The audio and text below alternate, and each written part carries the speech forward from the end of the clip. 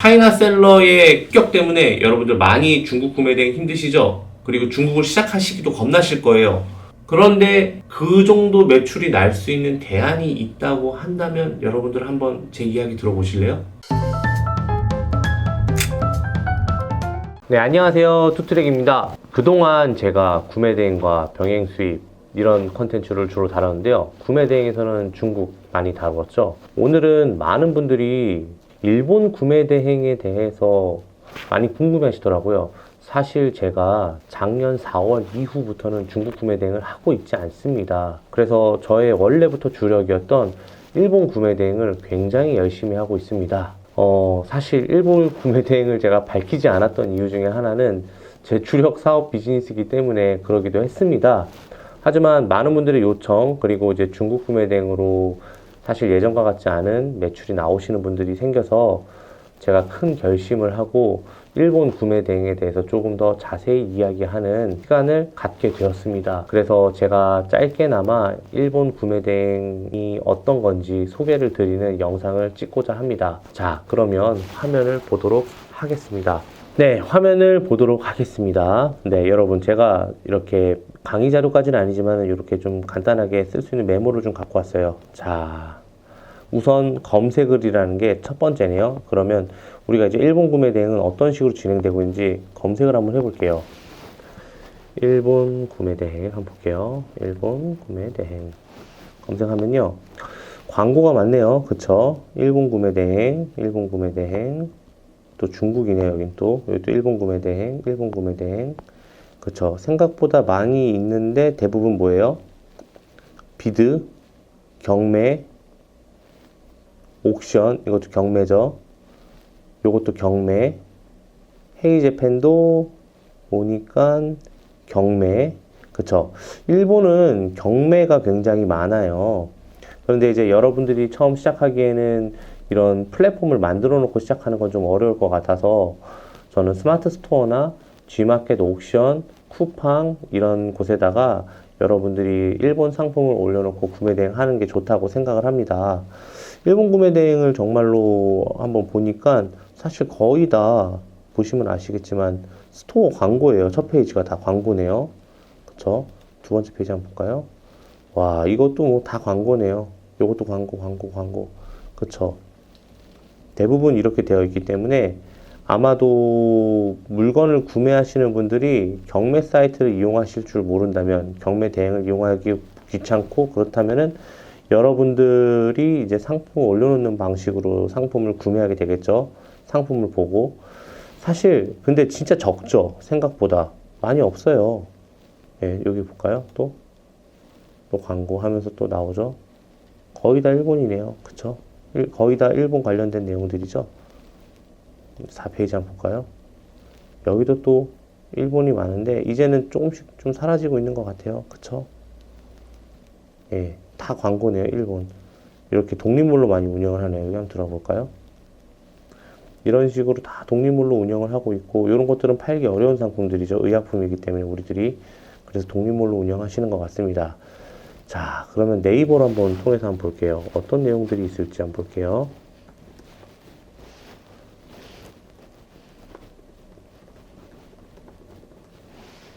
자, 여기도 마찬가지로 경매. 그쵸? 비드니까 이것도 경매. 그쵸? 경매. 일본은 경매가 유명한가 보다. 네, 이런 식으로 지금 돼가고 있죠. 지금 보시면은 요렇게 SNS 블로그에도 쓴 것도 요런 거 있죠. 동전 파스. 야, 이런 샤롱 파스, 동전 파스, 그리고 카베진.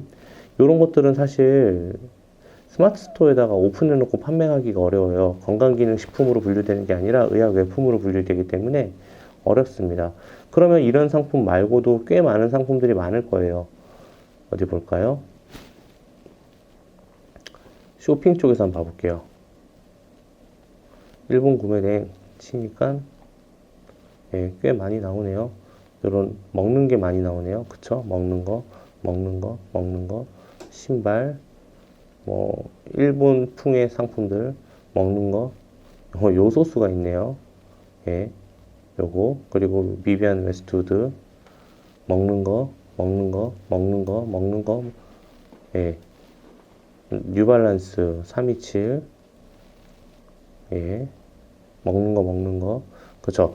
딱 일본은 진짜 뭐가 먹는 게, 뭘 먹는 걸 파는지 여러분 아세요? 뭘 팔아야 될지 모르겠잖아요.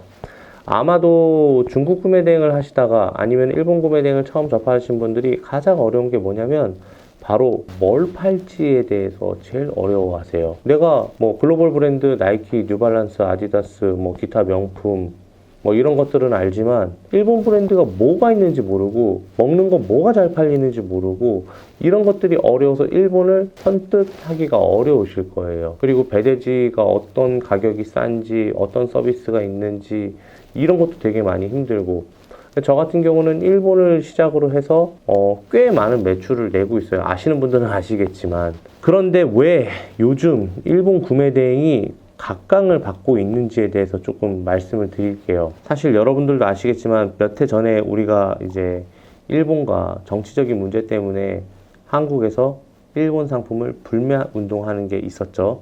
그리고 마찬가지로 일본도 이제 혐한이 더 증가되고 그리고 좀 일본 상품을 수출을 안 하겠다. 뭐 반도체 주요 원료도 수출을 안 하고 뭐 이러겠다면서 분쟁이 있었어요. 그 이후로 일본 구매 대행 하시는 분들이 사실 많이 접은 게 사실입니다. 물류도 많이 줄어들었어요. 그런데 최근 들어서 일본 상품의 구매가 다시 조금씩 살아나고 있는 것도 맞고요. 그리고 또 하나는 그동안 중국 구매 대행으로 많이 하시던 분들이 내가 이제 중국 구매 대행은 한 어느 정도 하니까 이 정도 키워놨어. 그래서 다른 파이프라인을 하고 싶어. 라고 하시는 분들도 계시고요. 그리고 세 번째, 쿠팡 사태 아시죠? 차이나 셀러들의 습격해갖고 너무 많은 중국인 셀러들이 오고부터 매출이 많이 줄어드는 중국 구매대행 셀러분들이 많으세요. 그래서 일본 구매대행으로 조금 넘어오시는 분들도 계시고요. 네 번째는요, 그동안 브랜드를 안 팔았던 중국에서 이제 브랜드 있는 상품을 팔아보고 싶다, 안정적으로 문제없이 팔아보고 싶다 라고 하시는 분들이 일본 구매 대행을 많이 찾고 있어요. 그런데 유튜브에서 일본을 관련된 컨텐츠를 다루고 있는 사람이 거의 없어요. 저 외에는. 아주 예전에 제 영상이 하나 있었죠. 근데 그때는 제가 일본 해도 괜찮다라고 얘기했지만 그때는 다들 중국에 이제 올인하셔갖고 그런 여러 가지 이유로 일본 구매 대행이 굉장히 요즘 핫합니다. 그러면 지금 일본 구매 대행은 어떻게 돌아가고 있을까? 아까 위에서 했던 말의 조금 연장이기도 한데요. 사실 물량이 많이 늘었어요. 그리고 옹꿈사가 아닌 다른 커뮤니티에서도 다른 단톡방에서도 일본 구매 대행 이야기가 스물스물 나오고 있어요. 제가 제대로 읽은 걸까요? 아니요. 제가 읽은 게 아니라 많은 사람들이 그렇게 흘러갈 수밖에 없는 상황이 된 것 같아요. 뭐 중국이 자리 잡았으면은 이제 새로운 구매 대행으로 다른 나라를 하려고 하는데 이제 그 중에 선택된 나라가 일본이다. 라고 볼 수 있겠죠. 일본 구매 대행은 최근에는 아까도 말씀드렸다시피 경매 위주의 상품이 많아요. 그런데 이제 우리 같이 이제 고인물들이 아니라 초보자들이 유입이 많이 되면서 스마트 스토어 그리고 G마켓 옥션 11번가 롯데온 쿠팡 등의 일본 구매 대행 상품이 심심치 않게 올라오는 것들을 볼 수 있습니다. 자, 이 뜻은 뭐예요? 지금 시작하셔야 된다는 뜻이고요. 지금이 기회라고 말씀드릴 수 있겠습니다. 굉장한 고인물들이 많아요. 일본 쪽에는요. 정말 도매처를 갖다 대놓고 뚫어갖고 도매 가격으로 갖고 와서 판매를 하시는 분들이 많기 때문에 여러분들이 제대로 배우지 않고 시작하게 되면 쉽게 포기할 수 있어요. 그래서 저는 컨설팅을 지금 일본 구매 대행을 하고 있어요. 그래서 꽤 많은 사람들이 효과를 보고 있고 조금씩 매출이 나오고 있는 상황이에요. 얼마 안 됐어요. 한 2달 됐어요. 그래서 일본 구매 대행은 요즘 그렇게 돌아가고 있고요. 그러면 이제 일본 구매 대행을 하기 위해서 필요한 것들에 대해서 조금 이야기를 해볼게요. 첫 번째, 사업자를 처음 내시는 분들은 그냥 해외 구매 대행업, 전자상거래 이렇게 내시면 되겠지만은 중국 구매 대행을 하고 있는 분이 사업자를 별도로 내야 하나요? 라는 질문을 되게 많이 받았어요. 아니에요. 나라가 다르다고 해서 사업자를 낼 필요는 없어요. 그렇지만 여러분들이 일본 특유의 느낌으로 스마트 스토어를 만들고 싶다. 그런데 내가 지금 스마트 스토어에는 내 사업자로 등록된 거에는 중국 스마트 스토어밖에 없다. 그래서 스마트 스토어를 하나 더 개설하고 싶다. 그런데 내가 개설하고 싶은 요건이 안 되기 때문에 개설을 못 한다. 이럴 경우에는 하나 더 내도 상관은 없죠. 그런데 굳이 내가 잘 몰라갖고 나라별로 따로따로 다 내야 되나요? 라고 하는 질문에 대해서는 별도로 내실 필요가 없고 지금 그 사업자로 하시면 된다라고 말씀드리고 싶습니다. 자, 그러면은 좀 중국하고는 달라요. 중국에서 건강기능식품 잘 안 팔잖아요. 먹는 거 잘 안 팔잖아요. 화장품 잘 안 사오시잖아요. 그쵸? 중국산이니까. 근데 일본은 이 두 개가 거의 어마어마하게 잘 팔립니다. 수입식품 쪽에는 일본의 가공식품 쪽, 우리가 먹는 쉽게 생각하는 이제 뭐 새우깡 같은 뭐 먹는 거, 곤약젤리는 지금은 안 되지만은 뭐 먹는 거라든가 우마이봉 뭐 이런 것들도 엄청 많이 팔리고요. 그리고 가공식품 중에 라면, 컵라면이 정말로 많이 팔리고요. 그리고 화장품 같은 경우는 뭐 여러분들도 아시겠지만 일본 화장품이 일본에서 정말로 많이 팔려요. 뭐 SK2라든가 시쉐이도 이런 것들도 다 일본 거잖아요. 근데 여러분들이 해외 구매 대행업을 하더라도 화장품 책임 관리업을 반드시 받으셔야지만 화장품을 판매가 가능하시고요. 식품도 마찬가지예요. 식품도 여러분들이 인터넷 구매 대행으로 식품을 취급하기 위해서는 그 식품 나라인가? 거기 들어가셔서 그러니까 수입 식품 등 인터넷 구매 대행으로 할 수 있는 교육을 이수하셔야 돼요. 건강기능식품도 마찬가지예요. 그래서 사업자를 별도로 낼 필요는 없으시지만 화장품 책임 관리 판매업에 관련된 그것을 여러분들이 받으셔야 되고요.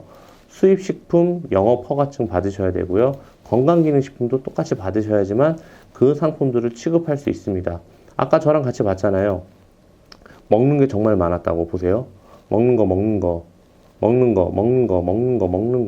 그쵸? 먹는 거. 첫 페이지 일본 구매 대행 누르니까 엄청 나오죠, 먹는 게. 그쵸? 예, 그렇습니다. 이런 식으로 여러분들이 확인을 하실 수 있겠습니다. 그 외에 뭐 일본어를 배우면 좋은가요? 아니 뭐 배우면 좋죠. 배워서 안 좋은 게 어디 있어요. 하지만 일본 구매 대행을 위해서 다시 히라가나 가타카나부터 배운다?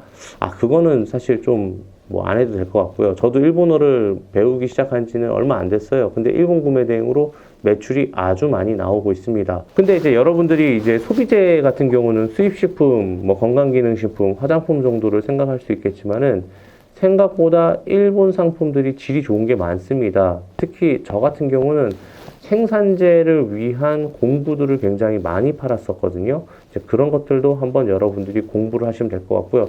일본 쪽은요, 브랜드를 공부하셔야지만 물건을 판매할 수 있습니다. 그리고 또 하나, 많은 분들이 물어보세요. 일본 쪽 상품을 취급하려고 하는데 제가 팔려고 하는 상품의 가격 비교를 한국에서 해보니까 도저히 저 가격을 어떻게 파는지 모르겠어요. 제가 소매점에서 물건을 사오게 된다면 저 사람들이 이길 수 있을까요? 그러니까 반은 맞고 반은 틀립니다. 이런 부분은 여러분들이 호응이 좋으시면 다음번 유튜브에서 한번 공개를 하도록 하겠습니다. 네, 어찌됐든 간에 뭐 컨설팅도 있고 강의도 있으니까 뭐 여러 가지 여러분들이 취사 선택해서 하시면 될 것 같습니다. 그러면 일본 구매 대행은 어디서 주로 물건을 구매하나요? 첫 번째, 중국에서는요, 여러분 대부분 어디죠? 타오바오 하나죠. 뭐 조금 더 역량이 있으신 분들은 1688이나 핀도더나 뭐 이런 곳에서 하시겠죠. 그런데 일본은 거의 80% 이상, 거의 7, 80% 이상이 딱 두 군데에서 판매가 됩니다. 바로 아마존 재팬과 라쿠텐이겠습니다. 뭐 여러분들도 많이 아시겠지만은 아마존 재팬은 사실 미국 기업이잖아요. 그쵸, 아마존은. 그래서 인터내셔널 크레딧 카드, 우리의 신용카드가 결제가 됩니다. 하지만 소매점이기 때문에 다소 가격이 높을 수 있다는 거. 그리고 라쿠텐 같은 경우는 일본에서 가장 큰 오픈마켓이죠. 일본의 라쿠텐에서도 여러분들이 일본 상품들을 주로 취급해 볼 수 있겠습니다. 그런데 이 두 군데를 제외하고는 거의 대부분 일본은 일본 카드만 결제가 되는 경우가 있어요. 그리고 메루카리라는 중고점도 괜찮고요. 조조타운, ABC마트도 있는데요. 이 세 군데는 주로 일본 카드만 받고요. 한국 카드는 절대로 받지 않습니다. 그래서 결제 대행을 이용하시거나 이런 부분을 이용하셔야 되는데 이것도 마찬가지로 여러분들이 반응이 좋으시면 다음 강의 때 오픈 한번 해보겠습니다. 뭐 어찌됐건 간에 주요 판매처는 이런 게 있다고 볼 수 있겠습니다. 뿐만 아니라 일본은 하면 할수록 더 깊게 들어갈 수 있는데요. 그러니까 중국과 비교함을 한번 해볼게요. 중국은 얇고 넓어요. 무슨 말인지 아시겠죠? 저변이 넓어요. 얇고 넓어요. 그런데요, 일본은요, 좁고 깊습니다. 하나를 파기 시작하면 끝도 없이 내려갈 수가 있는 게 있어요. 뭐 예를 들어서 도매로도 할 수도 있고요. 브랜드를 뭐 정말로 더 들어가기 시작하면은 뭐 일본 법인도 낼 수 있고 뭐 여러 가지 응용할 수 있는 게 굉장히 많습니다. 지금 제 짤막한 일본 구매 대행 강의를 들어보셨지만은 꽤 구미가 당기시는 비즈니스 아닌가요? 저는 일본을 굉장히 오랫동안 해왔습니다. 2015년도부터 했으니까요. 만으로는 6년이 넘었습니다. 그 기간 동안에 일본 구매 대행을 어마어마하게 정말 키웠고, 그리고 컨설팅을 통해서 많은 분들에게 제 지식을 전파하고 노하우를 전파하고 제 인프라를 알려드렸어요. 근데 일본이 왜 하기 힘드냐면은 몰라서 못하는 거예요. 여러분들이 충분히 공부만 하게 된다면 일본도 중국 못지않은, 그리고 중국보다 안전한, 그리고 꽤 괜찮은 파이프라인을 여러분들이 가져가실 수 있다고 생각하거든요. 그런데 지레 겁먹고 남들이 다 하는 거에만 집중하시더라고요. 물론 그만큼 이제 공급이 많으니까 수요도 많고 그래서 그걸 선택하실지 모르겠지만, 일본 쪽으로 파이프라인 하나 제대로 만드셔서 꾸준하게 안정적인 파이프라인을 가져가는 것도 하나의 방법이라고 생각을 합니다. 자, 오늘 이 영상이 정말로 반응이 좋고, 그리고 댓글도 많이 달리고 좋아요도 많이 달리고, 그러면 두 번째는 조금 더 깊이 있는 내용을 한번 다뤄보도록 하겠습니다. 그럼 영상을 여기서 모두 마치도록 하겠습니다. 감사합니다. 투트랙이었습니다.